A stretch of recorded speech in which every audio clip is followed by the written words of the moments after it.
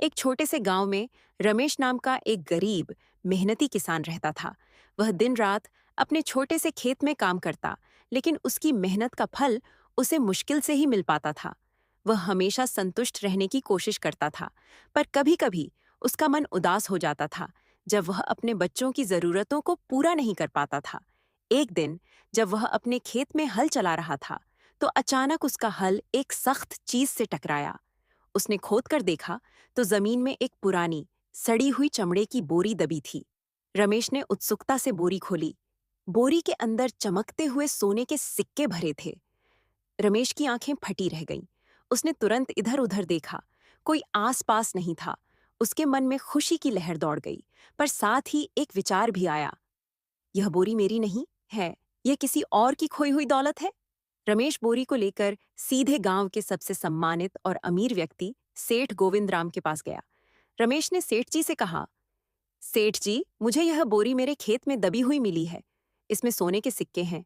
मुझे लगता है कि यह शायद आपकी हो सकती है, क्योंकि आप गांव के सबसे धनी व्यक्ति हैं। सेठ गोविंद राम ने बोरी देखी और रमेश को ध्यान से देखा। कुछ देर सोचने के बाद सेठ जी ने कहा, रमेश, धन्यवाद। तुमने ईमानदारी का काम किया। यह बोरी मेरी ही है, पर एक छोटी सी समस्या है।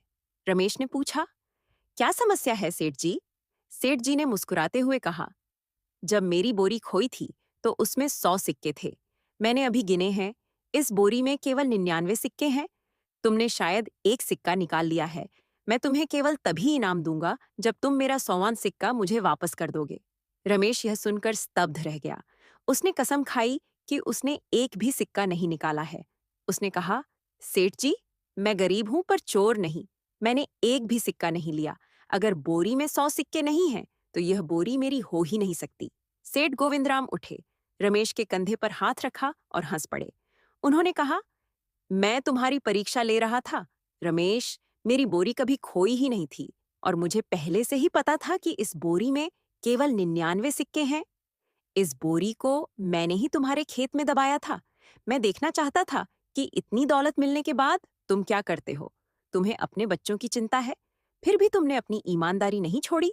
सेठ जी ने वह बोरी रमेश को दे दी और कहा, तुम्हारी ईमानदारी इस सोने से भी अधिक कीमती है। यह बोरी और सारे सिक्के अब तुम्हारे हैं, तुम्हारी मेहनत और नेक नियत का इनाम। रमेश की आंखों में आंसू आ गए। उस दिन से रमेश ने उस धन का उपयोग बुद्धिमानी से किया और गांव में उसकी ईमानदारी की मिसाल दी जाने लगी।